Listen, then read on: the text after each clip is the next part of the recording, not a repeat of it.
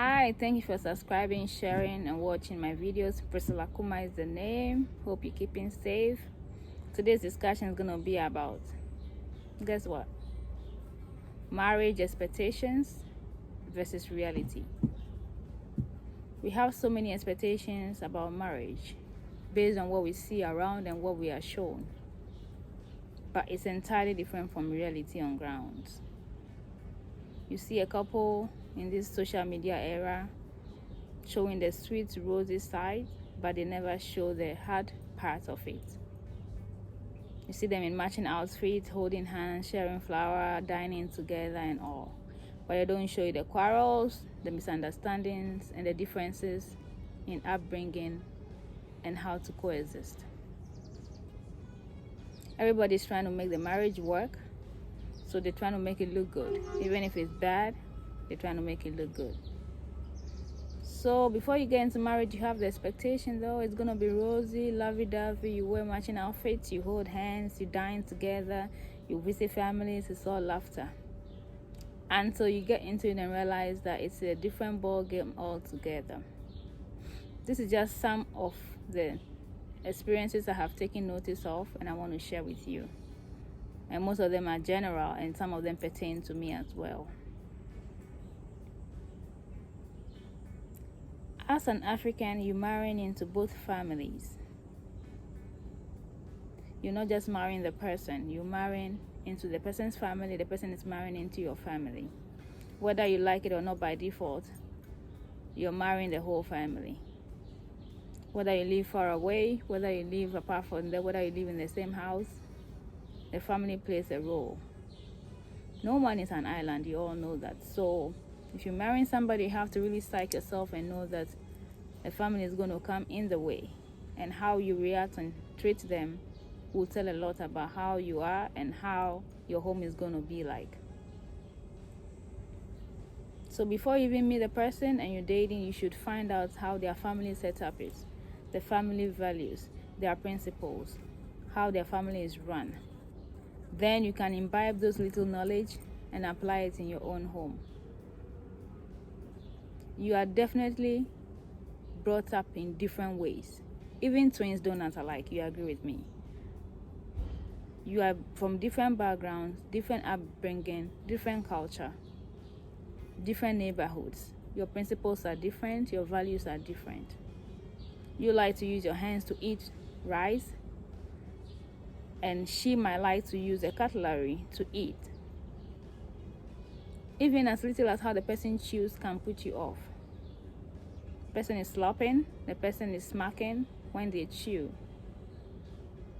And you like to eat gently with your mouth closed.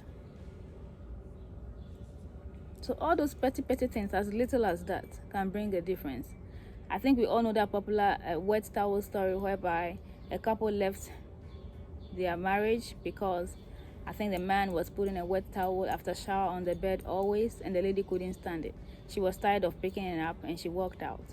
So when they went to the counselor, they asked what caused the divorce. She was like, I can't stand wet towel on my bed. Anytime I go to the room, there's a towel there, and when I want to lay down, the bed is wet. So just a wet towel broke their marriage. So it's good if couple can show the other side or tell the realities on ground, so that you don't go in with these funny perceptions about how marriage is. It has nothing to do with wearing matching outfits. Wearing matching outfit is just for the gram, it's for the internet. You don't know the fight they had before they even went to get their measurements done. You don't know what the lady reacted like when she found out this was in the style she chose. You don't know the interaction they had with the photographer before they took those videos. You only see the outcome, beautiful couple pictures, but you don't know what happened on the way to taking those photos. You get what I mean? So we have these expectations of going in and you want this. So if you don't see those things, then you think your partner has changed, or you think you are failing at your marriage. You end up comparing yours with somebody else, which is not the right thing to do. So know yourself, know your partner, know their family setup, know their values, know how they were brought up. Then you add yours to it, then you find a safe ground. You make your own rules. You don't listen to somebody's rules and apply them to yours, because you are two different individuals. Counselors used to say, when your husband gets back from work, take his bag, give him a hug and all that. What if you are shift workers? He gets back from work and you are not home. How are you going to take his bag? I always say, they said, people get married and they let themselves go. They no more dress as they used to dress before they married. They just tie a wrapper and they sit in their house. They say, dress sexy, wear a lingerie, stay home, do this. If you live in a very, very cold climate, negative temperature, are you going to wear a lingerie and wait for your husband to hug him just because the counselor said so? So even the weather plays a role in your marriage. You get it? Your environment will play a role, the weather will play a role. So you have to find your own home situation and what works for you. If it's working for somebody, doesn't mean it's going to work for you. So you have to find a level ground, bring your upbringing and culture and stuff you studied, and what he also knows, and bring it together and merge it and make it happen. Another expectation. Let's assume that you have the expectation that a man is supposed to take care of you and all your needs. Then you got married. Then you got a bigger job as a lady, a job that is well paying than what he earns. Will you still leave 100% to him to do? Will you let him take care of you entirely even though you earn more? Or let's say he's lost his job. Will you still say, because a man is supposed to take care of your woman based on where you are coming from, you will still wait for him to take care of you even though he's jobless or even though he's earning less? So these expectations are what brings issues. Some places you have to meet in 50-50, some places 30-70. But some people always say that it's the man's role based on their culture, where they are coming from, so they wouldn't help at all.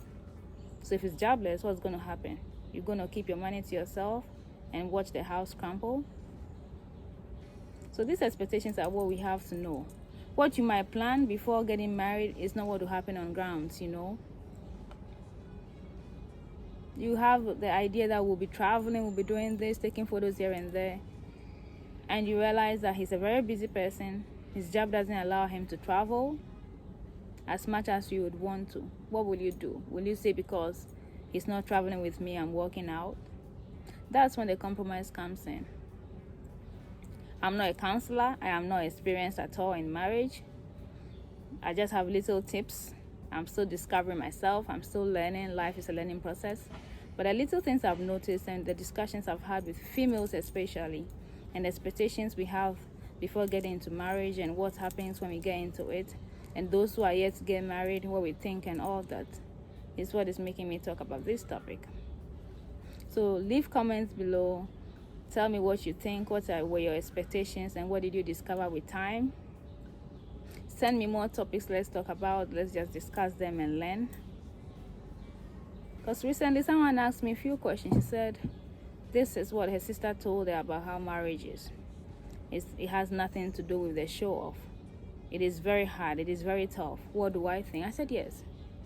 It is very tough. It's a very, very tough journey. You have to commit yourself to it. You have to make up your mind that you really want to do this. You put in all your effort. If it works for you, fine. And if it ends up not being good, you tried your best. But that doesn't mean you shouldn't put your effort into it. It's very tough. Nobody says the tough part. You only see the rosy part, especially in the internet era. This our generation, everything is out there. So you only see the sweet side. But you have to be open-minded to anything that will come up. If you met him as an individual and you didn't know anything about his family, and situations where the family comes stay with you, maybe your sister-in-law comes to stay with you for a while, how are you going to be able to handle the situation? Maybe you wanted him to yourself alone, then the sister is now living with you. For how long can you cope with that situation? So culture plays a role. You're marrying into the whole family. They can come to you. Circumstances can make you lose your home. You're not able to afford your rent and you have to move and join your in-laws, or have to move and join your sister-in-law or somebody.